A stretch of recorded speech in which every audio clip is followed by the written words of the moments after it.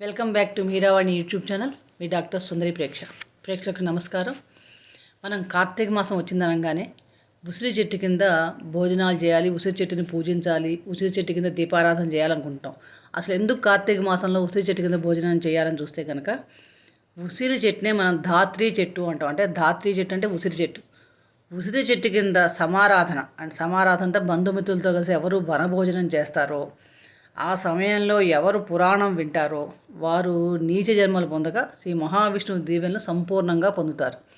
అలాగే సంవత్సరంలో ఒక్కసారైనా చెట్లు బాగా ఉండే వనాలకు వెళ్ళి గడపడం ద్వారా శ్వాసనాళాలు బాగా రిలాక్స్ అవుతాయి.